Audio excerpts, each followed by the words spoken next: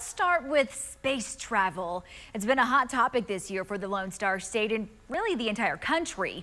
It was only a few months ago that the likes of Jeff Bezos, Richard Branson, and even William Shatner himself made history. Some of them even made history here in Texas. It's safe to say Texas has a little skin in the space game. Rachel Robinson, she joins us now live. She spoke to the CEO of a space consultation company on how to unlock West Texas's spacefaring potential. Hi, Rachel.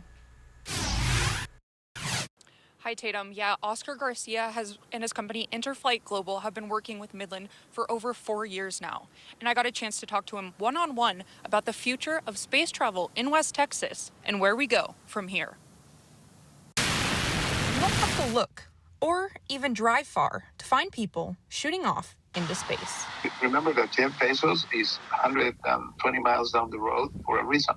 Yeah. He could have set up his location anywhere in the country he wanted.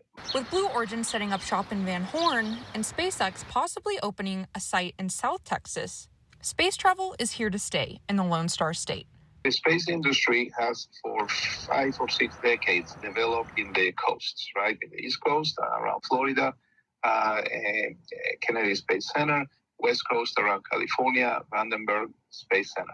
So what's happening is that the center of the country was kind of left alone in the growth of the space industry. In the last couple of decades, more spaceports have established in the middle of the country, including right here. Midland and 6 others in the center of the country started developing.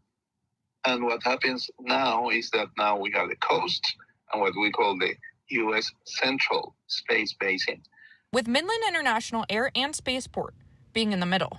Midland has emerged kind of as the central point of all the 7 spaceports in the center of the nation. So we are working very hard to consolidate that position for Midland to be the hub.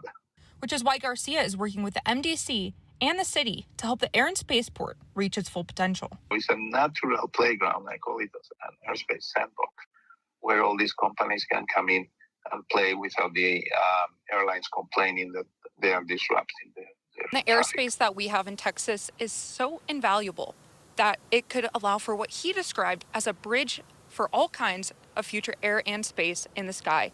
And it's only up from here. In Midland, I'm Rachel Robinson.